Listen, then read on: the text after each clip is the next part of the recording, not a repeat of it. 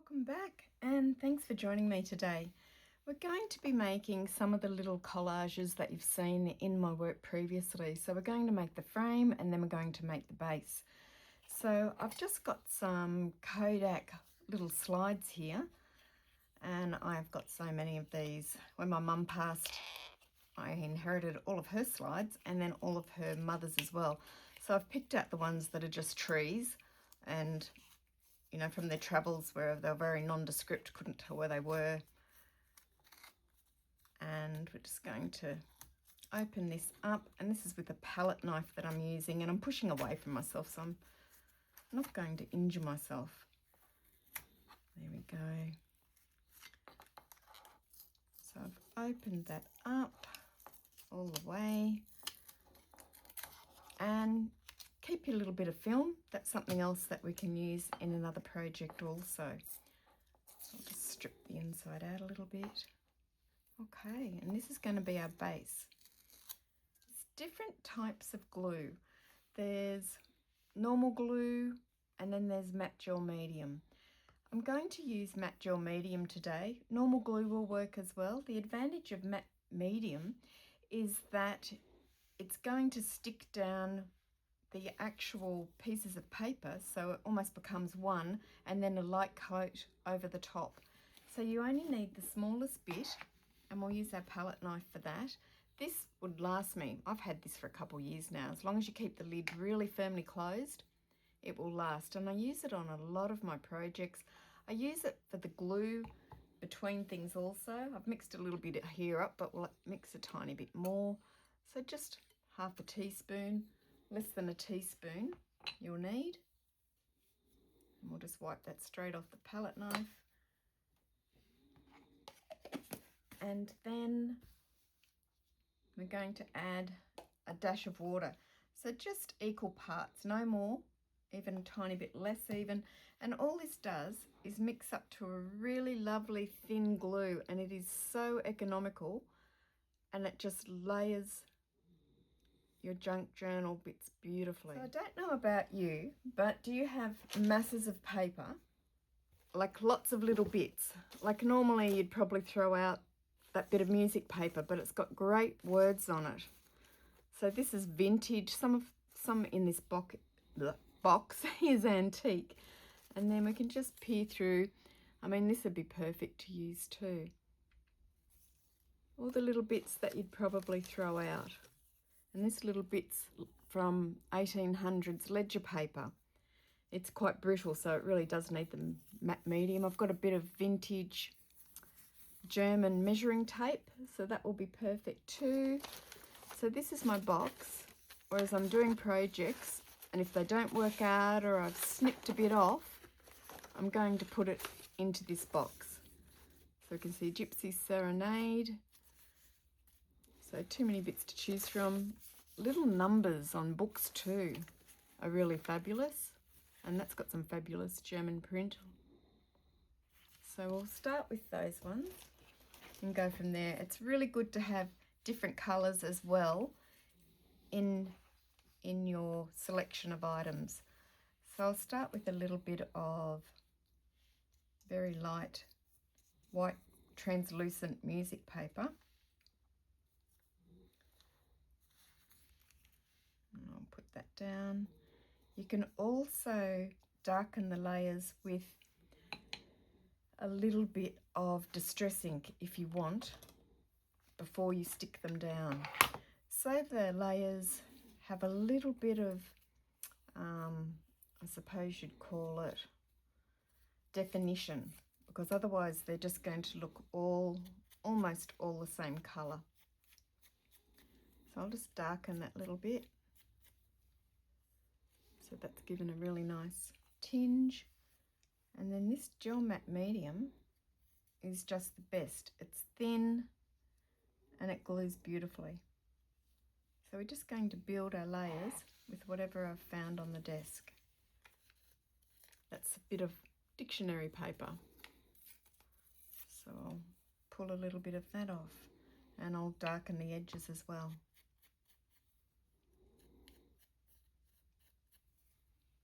So it's really easy, really achievable. I'm just going to put a bit more of the matte medium down.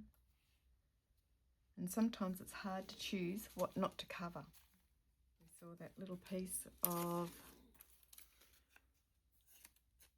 with number. Now some of these will be covered by the time we're finished. But it's a great spot to start. And these are so tiny, these frames. Just have to be mindful that we just need to tuck it up under. There we go. And we'll try a little bit of that ledger paper perhaps. Let's have a look.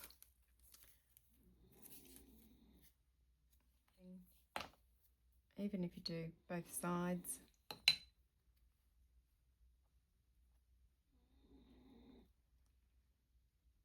Move that where it'll be seen. We're almost finished the first frame. So I batch make these. I do quite a few of them at the same time. And they're so easy to make. Look, I've even got a bit of a stamp there. If I could work out where to put that, would look brilliant in the corner. Stamp.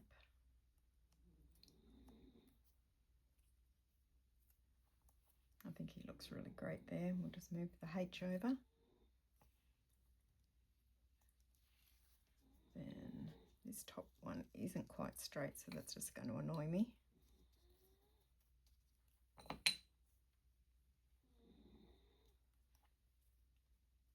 So we're making tiny little collages. And then I'm starting to think about words. So what word would I like on there? And I'm thinking song. Song would be probably nice. So I'm just going to rip the word song out of this bit of music paper. Darken the edges.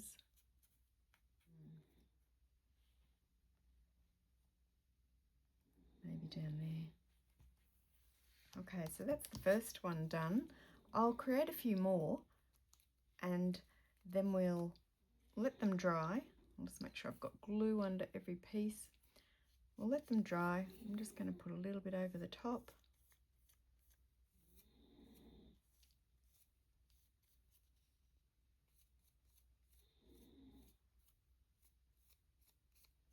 There we go. So I'll let that one dry, but I'm going to make some more and I'll have a batch of them and we can come back and have a look at those. So I'll probably speed this process up of the rest of the ones that I'm going to make.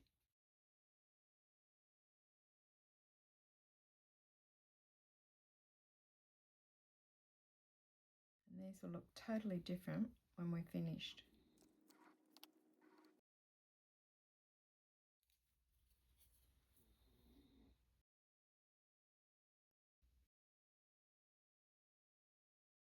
It's a bit of a cold day today, so I'm just going to hit them with my craft tool, my heat gun, and just dry them that bit quicker. So they dried really quickly with a little bit of a heat gun. So now I just need to trim around the edges. So I'm going to turn them over and just give them a bit of a light trim. But the rest aren't too bad. So I'll probably leave those where they are. And then we'll just go around the rest. And we'll just keep going with that. So the next step, I'd like to go around the edges. I'm not going to use a really dark ink today. So we need to just bring in those edges. You can just go around a couple of times until it's deep enough for what you want. And that's given it a nice tone. And I'll just go around the edge of the inside.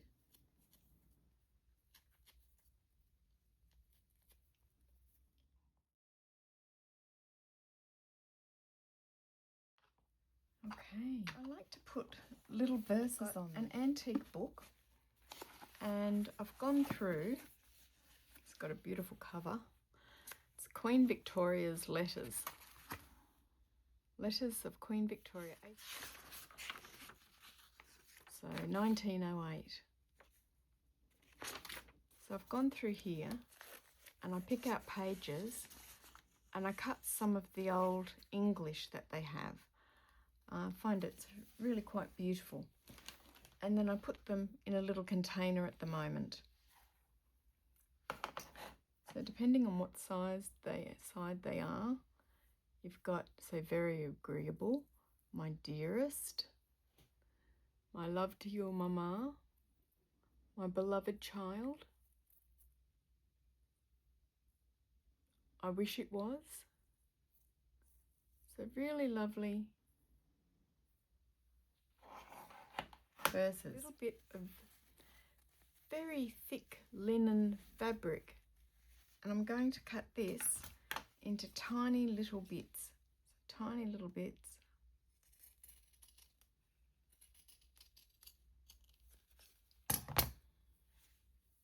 Tiny pieces.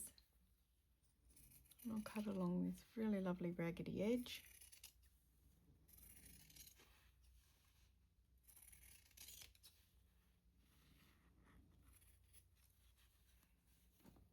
So this is all about layering. And then I can just pull these first couple pieces, and that'll give a really nice raggedy edge.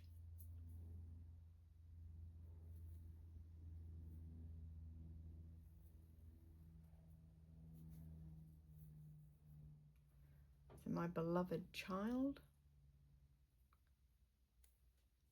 and then I'm going to get my tacky glue,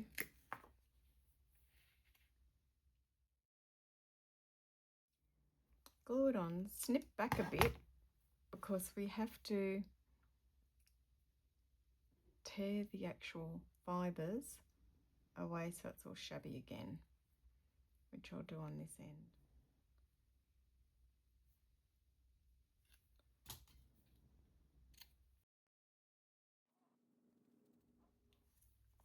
So I'll probably fast forward and I'll do the rest of these.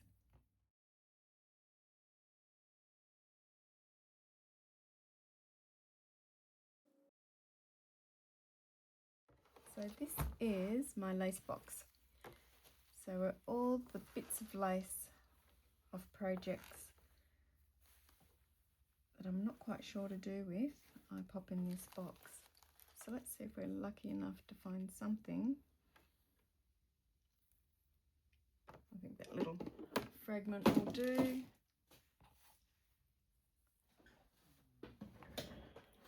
Also, what I like to do is the thread that we pulled from this calico, I like to just keep it while I'm still working on the project because it's really lovely just to put some itty bitty buttons of some sort in. So I do like to pick the more vintage colours, choose something that will contrast well. That button's got that lovely bit of thread in it still, which would be great, but it's probably too big. It's a bit too big, I think, for this project. Got itty bitty heart. It's probably too new looking. So it's a matter of just going through and finding something. Really tiny little white button, that one will do. And then just some white contrast. So you can put white lace under the names as well. And sometimes just a little bit of white fluff on the side really adds a nice touch. And if you've got time to put a stitch through the button, always looks fabulous as well.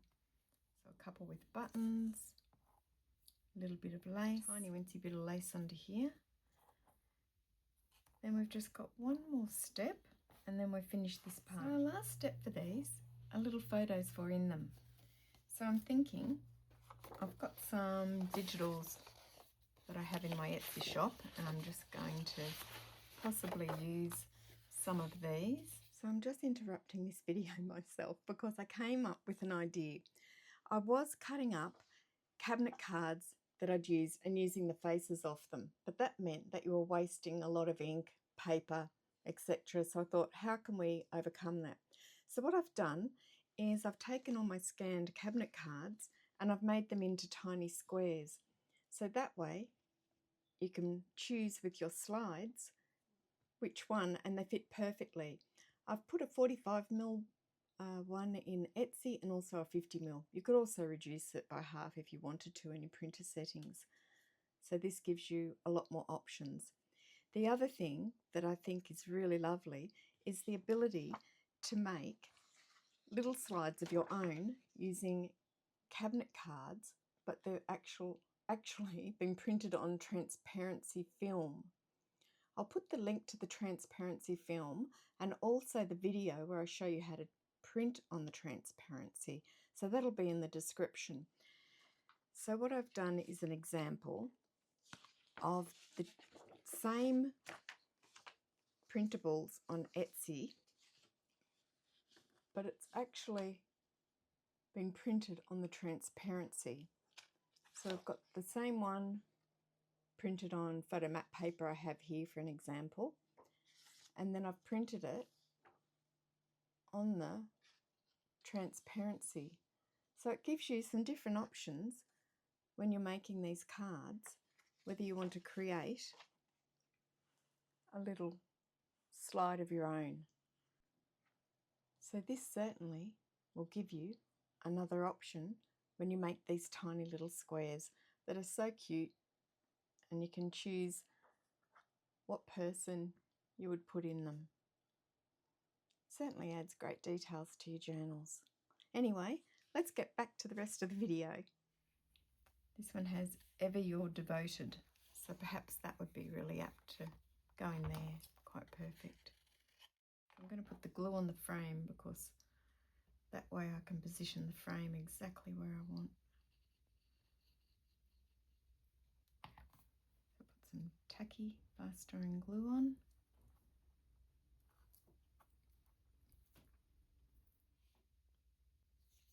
The other idea that I like to use are flowers.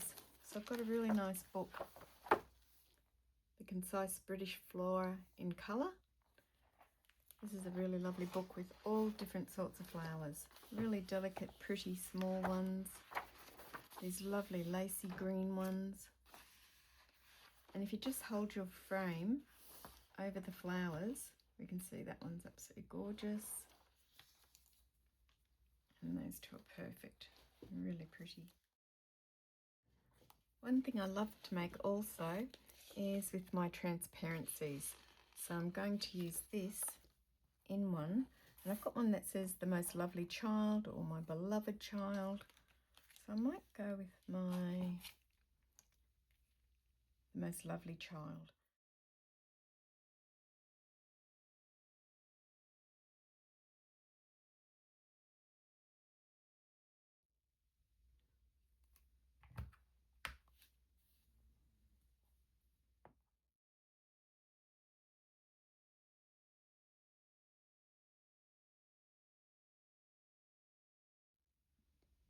So this is what we've accomplished today. I hope you enjoyed today's craft along, and I'd really love it if you put the thumbs up and liked my video, and hope to see you for part 2. Bye for now, Meg.